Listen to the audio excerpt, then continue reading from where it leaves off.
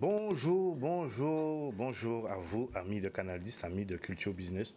Très heureux de vous retrouver pour notre émission hebdomadaire. Le samedi 11h, on est là, on parle économie avec nos amis qui sont toujours de bonne humeur. Ça me stimule moi-même, ça me remet en question, remet en cause et tout ça. Et des femmes agréables qui m'accompagnent depuis un certain nombre de temps. Alors aujourd'hui, une émission particulière. J'aime à dire ça, bien que toutes les émissions sont singulières, toutes les émissions sont particulières, puisqu'à chaque fois, on part dans un univers, on découvre autre chose et c'est un plaisir pour nous de vous emmener avec nous à la découverte de nouveaux concepts, de nouvelles idées, de nouvelles visions. Pour la question de la vie chère, comme à chaque samedi, on fait un petit point, hein, puisque c'est l'actualité importante, l'actualité économique, puisque on dit que c'est une actualité sociale, mais c'est avant tout une actualité économique, puisque nous c'est l'angle économique qui nous intéresse. Et on est obligé d'analyser ça en tant que force économique, puisqu'il y a peut-être un conflit durable à venir. Donc les entrepreneurs, des fois, tremblent déjà, se préparent, se disent wow, comment on va faire. En 2009, beaucoup d'entreprises ont été en périclité et tout ça. On se demande est-ce qu'on va tenir le coup. On a une appréhension, bien que beaucoup d'entre eux aussi sont aussi victimes de la vie chère. Parce que si on parle des petites structures, elles aussi sont victimes parce qu'elles doivent faire avec ces prix qui sont élevés et ensuite des prix auxquels ils doivent ajouter leur marge et ça contribue encore. C'est le serpent qui se mord la queue. Donc c'est un sujet qui est éminemment important pour Culture Business, de suivre pas à pas les évolutions. On fait à chaque fois 5 minutes, 10 minutes, on en parle et ensuite on rentre dans le sujet. Le sujet aujourd'hui, on va parler de la création d'entreprise. Qui Jean vous fait pour créer une entreprise? Est-ce que ça aide? Est-ce que ça compliqué? Est-ce que ça vaut le coup? Est-ce que au niveau papier, sans képi, qui j'ai mon pays fait bon moi? Est-ce que vaut mieux pas continuer marron, faire bitan moins, qui est quoi que ça, en bas fait? Au black. Ou bien voilà. Et est-ce que ça passe trop cher? Qu'à pour payer? Voilà. Qui moun peut faire? Expert comptable là, enfin évangéliste, qui moun? Pour moi vrai, pour moi peut créer entreprise en moi. Voilà, l'invité est arrivé, il repart. Il faut qu'on règle ça avec cet invité-là. Bonjour mesdames, comment allez-vous? Bonjour Patrice, bonjour. Tout le monde qui a écouté de nos jeunes là, laissez-nous rentrer dans le salon ailleurs, chambre ailleurs. Nous entrons, bonjour à tout le monde. Ce sujet-là, ça c'est un sujet qui est très important parce que nous avons parlé à Culture Business d'économie, mais surtout parce que l'économie n'est pas faite sans nom. Et nous ne pouvons pas parler d'économie si nous ne pouvons pas parler des sociétés, si nous ne pouvons pas parler des entreprises. Et très souvent, étant la question là, que posée Patrice, c'est qui bité qui pas raide, qui bité qui pas complexe, on pas connaître. Par contre, on sait que ni des bités que nous croyons qui est compliqué, mais qui est simple, simplement par les mots qu'on utilise, le contexte, etc. Et c'est ça que nous avons essayé de faire bon matin là, c'est simplifier au maximum qui gens pour faire pour créer une entreprise. Simplifier. Parce que, en cas disant, nous, c'est le département qui a créé les plus d'entreprises. Mais malheureusement, qui a fermé les plus d'entreprises aussi. Alors, il faut nous trouver un butin qui a passé entre création là et fermeture là. Et c'est là nous qui parlons, si nous dit ou bien dans notre émission de ça. Sandrine. On pose vos questions. Attends. Ou dis-moi comme ça, car tout butin, est-ce que ça raide? Tout butin raide, on veut dire. Tout butin raide. Nous avons dit ça tout. D'accord. Mais tout butin pas. En prenant en français plutôt parce que la distinction la plus simple. Nous avons dit compliqué, difficile, mais on n'a jamais dit que c'était facile, on a dit que c'était possible. Voilà. Oui, j'aime bien l'idée. Tout butin. Voilà. C'est possible. Attends, revenez sur ça. Pour nous bien retenir ça. On n'a pas dit que c'était facile. Attends, nous avons pris en termes de. Attends, ça pas les grands Grecs qui ont des belles proverbes. On vous dit, tout butin raide, mais tout butin possible. Voilà. Et c'est ça, ça dans Sanouye, ça dans la relation Sanouye, c'est possible. Capacité en nous. Merci, Patrice. Je ne savais pas que j'avais acquis une corde supplémentaire. Je t'attribue cette... Et je te remercie grandement. Alors, écoutez bien, bonjour à tous. Et puis, moi, je suis encore contente, super contente d'être là. Et surtout, singulièrement pour cette émission qui moi, me passionne et j'aime dire tel Obélix, je suis tombée dedans dès ma naissance, qui est le monde de l'entreprise. Je suis convaincue qu'il y a beaucoup à faire, qu'il y a encore à faire. Il y a 2 jours, un gentil monsieur, un entrepreneur, m'a dit « On n'a pas qu'à comprendre qui Jean Guadeloupe, mon cap des pas qui pas ni travail. » Il est entrepreneur. Seul, il ne trouve même pas de manœuvre et il a du travail à ne plus savoir quoi faire. Il part autour de chez lui, il rentre tard le soir. Donc, voilà. Donc, il a du travail. Après, qu'est-ce que nous voulons faire comme travail? Ça, c'est encore autre chose. Et il est important que nous puissions comprendre qu'il faut des fonctionnaires pour faire vivre l'économie, puisque eux, ils ont un salaire de façon récurrente qui tombe à date fixe. Mais il faut aussi des entrepreneurs pour créer ces fameux besoins et services dont les fonctionnaires ont besoin. Donc, il est pour moi plus que nécessaire que l'entreprise puisse vivre. À quelles conditions? Ça, c'est une autre question. Je pense qu'il y a des gens qui ont eu cette expérience, alors qui ont réussi et qui devraient partager leur expérience. Il y en a qui n'ont pas forcément fait perdurer leur entreprise, qui pourraient aussi partager leur expérience, qui permettrait aux autres de tirer le meilleur parti et d'avancer. Parce que l'entreprise privée, c'est la valeur ajoutée de notre société. Qu'on veuille ou pas, quel que soit le pays dans lequel on va, s'il n'y a pas d'entreprise privée, s'il n'y a pas un entrepreneur qui a décidé un jour de se lever et de créer sur la base d'une idée, d'un projet, d'un constat, une entreprise, le monde ne fonctionnerait pas. Je suis tellement d'accord avec toi. Parce qu'en fait, l'entrepreneur, c'est celui qui crée la richesse de son état, de son espace où il vit. S'il n'y avait pas d'entrepreneur, je ne pense pas qu'on aurait eu cette richesse qu'on a en Guadeloupe. Donc, les entreprises, c'est le bastion. C'est vraiment là où il faut vraiment tabler pour avoir des entreprises plus productives, plus efficaces et plus rentables. Et qui durent plus longtemps, qui soient pérennisées. Qu'on casse ce mythe. Et j'ai beaucoup aimé, effectivement, que Patrice t'invite à reprendre ce beau proverbe, qu'on casse ce mythe où l'entreprise est difficile. Mais écoutez, messieurs, dames, se lever le matin, aller travailler, prendre les embouteillages, moi, j'ai toujours trouvé ça difficile. En plus, aller sous les ordres de quelqu'un qu'on n'apprécie pas forcément ou pour lequel on n'est plus compétent, où on l'invite à changer peut-être une chose qui permettrait à l'entreprise d'avancer ou le service d'avancer et entendre cette personne-là ou voir cette personne-là vous prendre de haut, je trouve ça très difficile. Donc, je crois que la création d'entreprise n'est pas plus difficile que de se lever et d'être salarié. Ce sont des challenges différents et excusez-moi, on a une liberté d'entreprendre. Aucun entrepreneur qui entreprit, même dans la difficulté, beaucoup vous diront, je ne retourne pas dans le salariat. Moi, la première. Malgré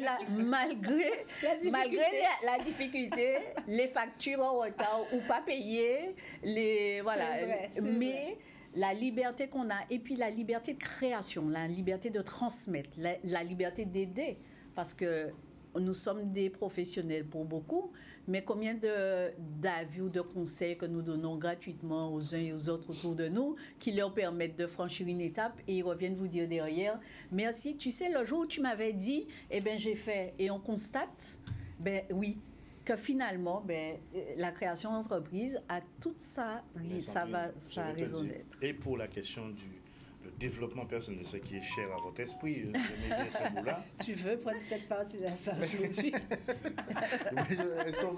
Le développement personnel, regarde. Alors, tu es tombé pile poil. Regarde France-Aimé. Regarde France-Aimé. J'ai fait exprès. France-Aimé, tu es une femme épanouie. J'ai fait exprès de vous taquiner sur ça, parce que le développement personnel, moi, écoutez, franchement, les téléspectateurs, elles me bassinent avec ça tous les jours, développement personnel. Voilà. J'ai envie de te dire. Je disais, attends, c'est ce que je veux dire. Je ne peux pas laisser ça passer. Je ne peux pas laisser ça passer, parce que tu le crois ou que tu n'y crois pas, ça s'applique. Et moi, je vais le dire haut et fort. 80% de la réussite d'une entreprise se passe dans l'esprit de l'entrepreneur. 80%. Oui, mais c'est ce que j'allais dire. Donc, quand tu veuilles pas, quand tu le crois ou quand tu ne le crois pas, c'est pas grave. Bon, ça s'applique. J'allais venir sur cet angle-là et vous saluer. Tu vois comment je reviens? C'est ça. Vous dire que, effectivement, sur l'angle développement personnel, partir de zéro, d'une idée, d'un souhait, de se dire, bon, voilà, tu es dans telle entreprise, ça n'a pas marché encore, mais moi, fort, on son mécanicien fort, envie de monter bité en moins, partir de là, arriver à créer son truc, voir construire son garage, voir les clients arriver, partir satisfait, ensuite développer son chiffre d'affaires, embaucher une personne, avancer, créer un deuxième garage, mais au niveau de développement personnel, transmettre à son enfant ou un salarié. On ne dit pas assez ça. C'est ça que je reproche. Je n'aime pas faire des critiques à mon pays, je dis ça tous les jours, je vous le dis tous les jours. Les critiques pour les critiques, c'est un truc que je n'aime pas. Mais en fait, on ne retient que les choses difficiles, que les choses négatives. On ne dit pas, les entrepreneurs, quand ils viennent sur un plateau, il n'y a pas rien qu'à dire ça. Ça mène en termes d'enrichissement personnel. Mais on va me dire, t'arrêtes. Oui, t'arrêtes. Mais de dire que grâce à l'entreprise, grâce à ce combat-là que tu as mené, tu es devenu un homme, une femme assumée, assurée, avec plus d'assurance et que tu es prêt à... Alors, je vais rebondir sur ce que disait France-Aimé, le mindset, ce que tu as dans la tête, et je le dirai suffisamment et fort parce qu'on me l'a suffisamment répété, et encore aujourd'hui, qui c'est qui t'entoure quand tu fais? Un entrepreneur, nous avons un invité en plateau, un entrepreneur qui est derrière lui, qui sait qui l'aide à créer son produit et qui va lui dire, mais... C'est ça, c'est trop sucré. C'est trop sucré. C'est pas. Enfin, moi, j'aime pas, mais fais goûter à Patrice. Combien? Il y a qu'à dire, ça pas bon, mon cher, pas fait ça. Et puis, ça peut vendre. J'en ai tellement produit comme ça. Ouais, d'accord? Donc, c'est aussi très important d'avoir non seulement l'environnement, et nous sommes là, Patrice. Moi, je ne suis pas là pour faire des reproches à l'être humain, tout simplement. Je dis qu'aujourd'hui, il est important que nous ayons, un minimum d'informations, parce que moi, je ne suis pas sachante, et je ne veux pas l'être, parce que ça voudrait dire que je suis presque morte. C'est transmettre ce que nous avons, ce que nous savons, voir ce que nous voyons les autres faire, qui nous permet à nous d'évoluer, de grandir, et permettre aux autres de grandir et qui viennent nous poser des questions autour d'eux, qui soient un peu plus éveillés. Et je profite pour dire aux gens, quand vous ne connaissez pas quelque chose, ne jugez pas, allez demander. Ne demandez peut-être pas à votre voisin parce qu'il ne connaît pas plus que vous. S'il n'a jamais créé une entreprise de sa vie, n'allez pas lui demander comment faire ni de vous aider. Il ne sait pas et ce n'est pas de sa faute. Il est salarié. Et de façon naturelle, il va rentrer en sécurité, Sandrine, il va vous dire... Sandrine, tu as fini l'émission. Attendez. Zoja rentre dans l'émission là. Juste 30 secondes, parce que là, Zoja prend en partie à l'émission. Non, mais il ne fallait pas... On peut s'en aller. Bon, allez, la dernière fois que je voulais ajouter en complément, c'est que tout porteur de projet qui nous regarde ce matin, j'aurais aimé qu'après cette émission-là, qu'ils comprennent une chose, c'est qu'il y a de la place pour tout le monde. Yes, belle parole. Il y a de la place pour tout le monde. Même en concurrence. Même la concurrence, c'est un mot que je n'aime pas trop, mais tu y arrives.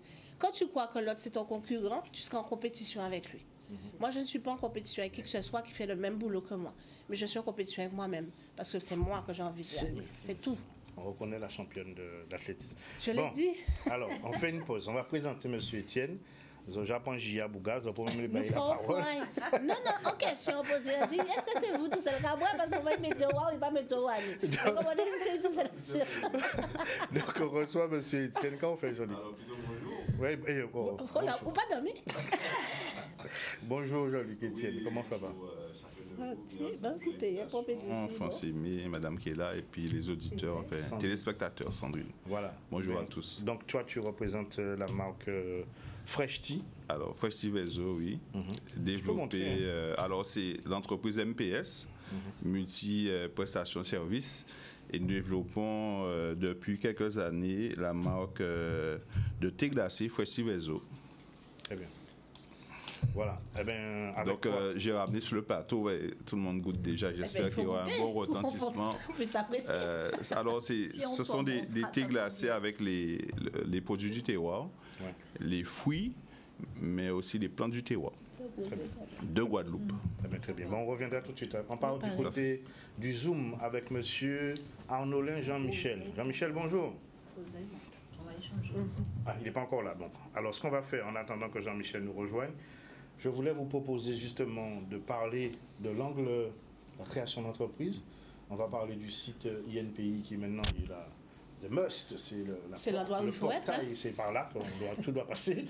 On doit voir les différents montants, comment ça se passe, les différentes pour la création d'entreprise, comment ça se passe, comment ça s'organise. La question du greffe, on va parler aussi des frais, de la question de l'annonce légale, on parlera de tout ça. On parlera aussi de qui il faut consulter, par qui on doit se faire aider pour créer son entreprise quand on ne passe pas pour nous faire. Et aussi, on va voir avec nos deux chefs d'entreprise un retour d'expérience. Ils vont nous dire qui j'ai fait pour créer une entreprise. Est-ce que ça a été par qui chemin ils passé pour ça? Est-ce qu'ils ont tenu en assistance ou pas? Et combien de temps ça prend déjà? Pour nous dire ça aussi, pour les gens qui ne pas connaissent. Combien de temps ça prend pour monter l'entreprise? Et surtout en question qu'ils ont commencé à aborder, c'est la question de la gouvernance. Parce qu'un chef d'entreprise pas forcément qu'à faire. Et ça, si nous pouvons parler de ça, ça sont bien important. Nous pouvons parler de l'ego. C'est là compliqué là, quand même. Hein? Tu vois, on est en débat. On va passer mon habitant là pour comprendre. On va parler du réseau. Très important. Réseau, est-ce que nous connaissons le monde qui nous paye, qui entoure nous? Nous devons parler si fréquentation nous, est-ce que c'est des gens qui sont positifs ou des gens qui sont là pour enfoncer? C'est très important que nous parlions de ça. Et nous pouvons parler de la posture. Est-ce qu'il y a un chef d'entreprise, il y a une attitude, est-ce qu'il y a une posture, est-ce qu'il y a un mindset? Voilà, M. Arnaulin rejoint nous. Bonjour M. Arnaulin, comment ça va? Ça va, excuse-moi. Ouais, tu nous entends bien? Je t'entends très bien. Très bien. Alors, je te laisse te présenter, c'est mieux. Alors, je m'appelle Jean-Michel Arnaulin. J'ai fondé depuis à peu près un mois et demi une société qui s'appelle Kilo. Donc, c'est une société de vente et de réparation de matériel. On t'entend mal. Est-ce que tu peux, je ne sais pas s'il y a quelque chose à faire. On entend, mais on ne comprend pas. On ne comprend pas bien? Ouais, peut-être. Alors, je vais parler peut-être un peu plus fort. Là, à présent. Voilà. À présent. Donc, je recommande. Oui. Voilà. Donc, Jean-Michel Arnaulin, fondateur de la société Kilo. Donc, il y a une société de vente et de réparation de matériel informatique, téléphonie, télévision. Voilà. Donc, un an et demi d'existence. Un an et demi à essayer de comprendre comment ça fonctionne, surtout quand on sort du salariat. Voilà. C'est une société qui est en gestation depuis 2-3 ans et qui maintenant existe et commence à s'en sortir. Voilà. Voilà. Alors, justement, c'est bien. Donc, ce qu'on va faire aujourd'hui avec toi, on va parler de... Il y a M. Étienne qui est en plateau. Donc, vous êtes nos deux retours d'expérience. On va voir avec vous le parcours pour créer une entreprise, s'il y a eu des difficultés ou pas. On verra ça tout à l'heure. Je vous propose de faire, comme on a dit en préambule, on va parler de la vie chère. On va parler aussi de faire un petit point sur cette situation. C'est le pacte que nous nous sommes donnés sur un côté militant, oui. Mais sur un côté aussi purement économique, nous devons suivre cette actualité qui va peut-être permettre soit de changer de paradigme, ou soit se retrouver dans la plus grosse, le mot avec M. Alors, si tu peux justement, Jordan, nous mettre les deux premiers fichiers et nous allons commenter. Voilà. Donc là, nous avons... l'autre image aussi, s'il te plaît. Donc, cette jeune femme que vous voyez en Martinique, elle a monté une structure qui s'appelle les Jardins de Nini. C'est une entreprise familiale. Et comme vous voyez, il y a tout un ensemble de propositions. Il y a du conseil, il y a aussi des accès à des livres aussi pour sensibiliser et tout ça. Et c'est un business qui existe déjà, mais qui arrive en Martinique au bon moment. Ça arrive à un moment où comme proposition, Et la proposition est très, très ambitieuse. Elle dit, nous sommes capables de vous livrer tout ce qui se fait en termes de fruits et légumes et de livrer. C'est en plein, là où on est en train de parler de, voilà, les marges, etc.